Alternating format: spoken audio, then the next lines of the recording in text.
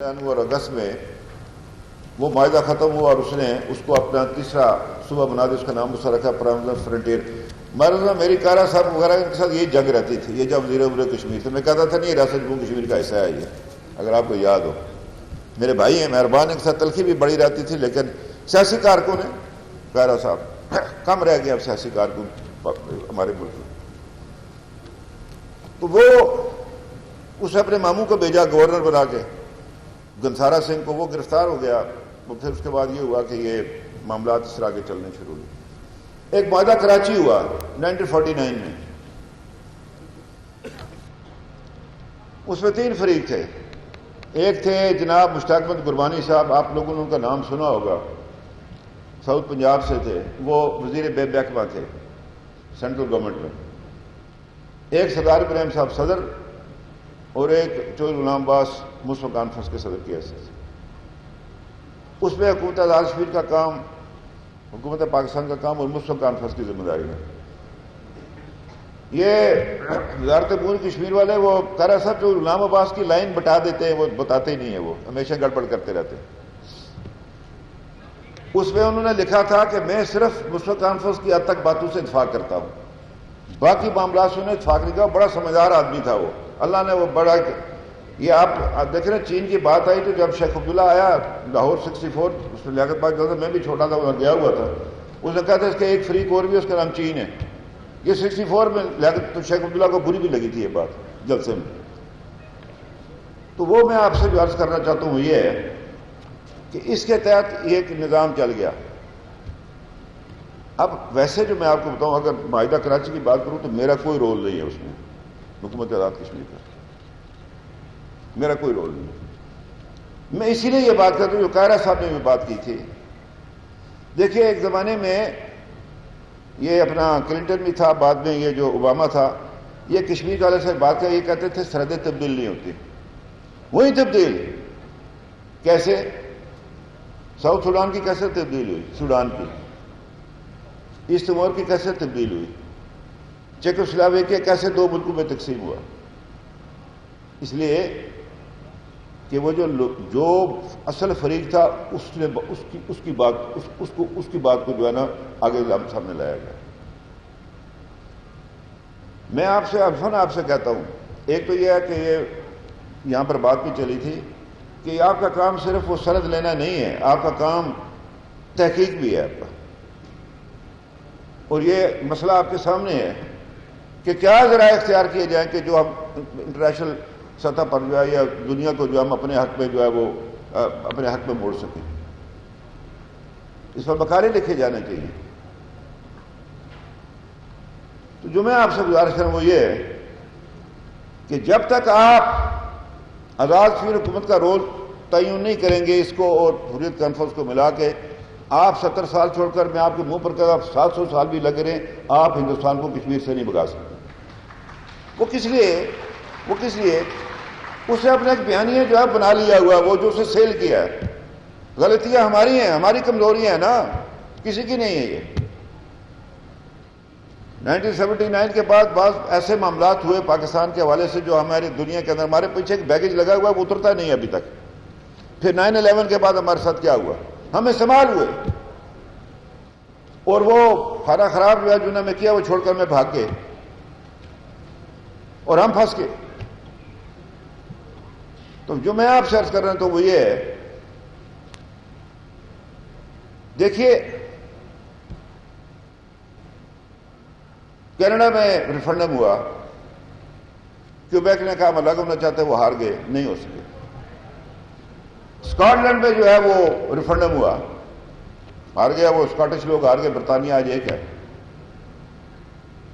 بات یہ کہ یہ کوئی انوکھا مطالبہ نہیں ہے کشمیر کے اندر رائے شماری کا۔ میں اپنے عزیز جو ہے باقی لوگ جو نعرے لگاتے ہیں کہ ضمن مجھے بات یاد آ گئی کہ دشمن ہماری طاقت میں ہمارے اندر نظریاتی اور فکری اختلاف پیدا ہو، کہ ابھی وہ مرحلہ آیا نہیں ہے جہاں ہم اپنے ووٹ کا استعمال کریں، مجھ سے پہلے تقسیم ہونا شروع ہو گئے، ایک کہتا ہے ایسے ہو، ایک کہتا ہے ایسے ہو۔ تو میں اسے لائن آف کنٹرول پہ گیا ہوا تھا، تو میں نے کہا بھائی میں جو آپ کو بات کرنا چاہتا ہوں، ہم یہ کیا کہ ہم کیا مانگے، ہم مانگے رائے شماری۔ اس میں ساری باتیں پوری ہو جاتی ہیں اور کوئی اختلاف بھی نہیں پیدا ہوتا. میں برسل میں تھا, مجھے اس یورپین پارلیمنٹ کے یار تو آپ کی بات سمجھ ہی نہیں آتی, کوئی ہندوستان کے ساتھ جانا چاہتا ہے, کوئی پاکستان کے ساتھ جانا چاہتا ہے, کوئی خود مختار آنا چاہتا ہے. کیا آپ لوگوں نے ڈرامہ بنا؟ کوئی ایک بات کرو بھائی. تو رائے شماری کے اندر ساری باتیں آ جاتی ہیں اور ہمارا مقصد بھی حل ہو جاتا ہے. یہ میری آپ سے گزارش کہ یہ اس میں نہ پڑے. تو جو میں بات آپ سے کر رہا تھا, میں ابھی باہر گیا, زمین زرخیز ہے لیکن وہ میری بات سننے کے لیے ہے. میں اور قائرہ صاحب یہ منسٹر ہوں, میں بھی جاؤں, میں آزاد کشمیر کا ہوں, بخدا ان کی بات بھی سنی میری جائے گی. اس کا یہ مطلب نہیں ہے کہ میں کوئی آپ سے دوری اختیار کر رہا ہوں. میں آپ کو حقائق بیان کرنا چاہتا ہوں. کس لیے کہ ہندوستان نے یہ کہا کہ جی یہ زمینی تنازع پاکستان یہ زمین مجھ سے چھیننا چاہتا ہے. اب اس کی اکانومی اس کا ریزرو ہے $450 بلین, ہماری یہ 13 بلین.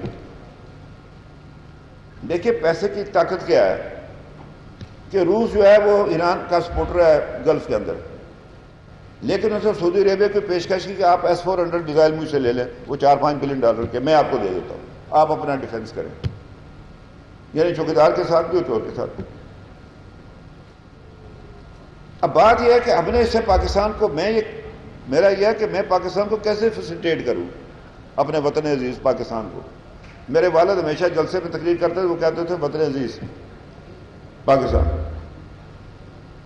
جو میں آپ سے گزارش کرنا چاہتا ہوں, اس کے اوپر آپ حضرات کو جو یہ دانشور بیٹھے ہوئے, آپ کو یہ غور و فکر کرنا پڑے گا. نہیں چلے گی یہ بات.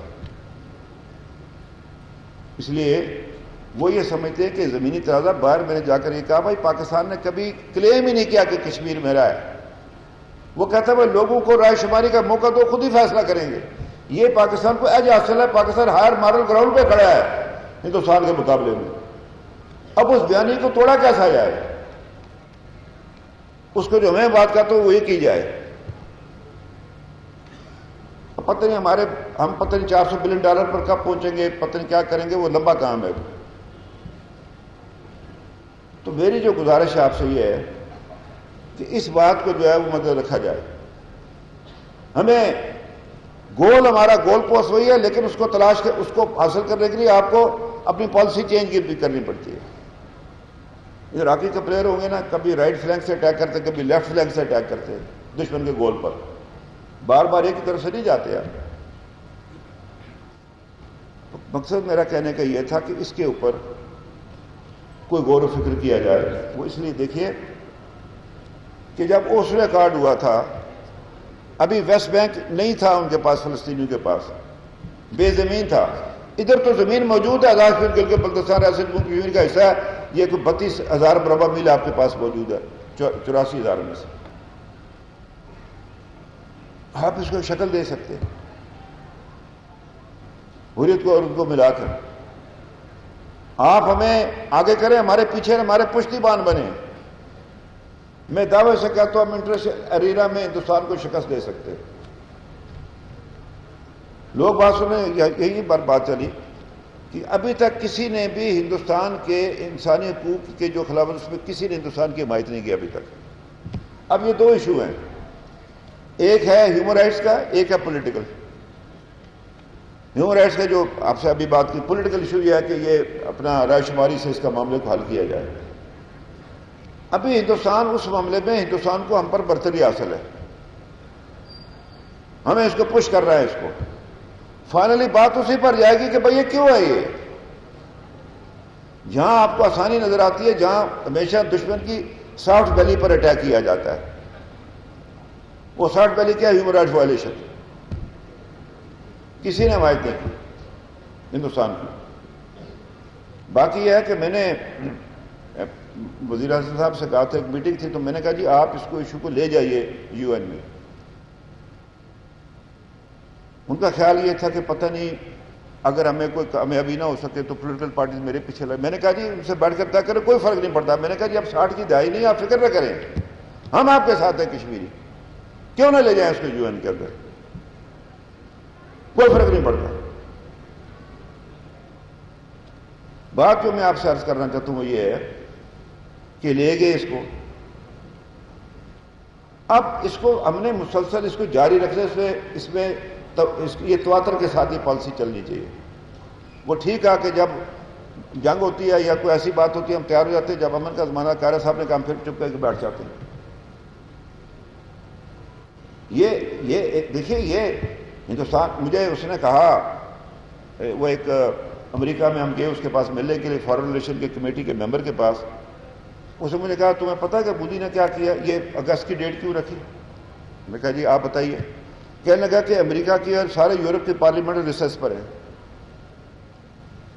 اور ادھر کوئی اس کی مخالفت کرنے والا نہیں ہے. اس کو جمہوری ممالک ہے نا, باقی تو کیا بولے آدمی, اب باقی تو یہیں کوئی نہیں. جن پر ہم تکیہ رکھتے تھے وہاں تو جلوس, وہ کسی نے کہا جی کہ وہ پاکستان کو جو ہے وہ نہیں مل سکے 15 ووٹ, وہ ان کے اپنے انسانی حقوق نہیں ہے تو وہ مجھے کیا ووٹ ڈالیں گے.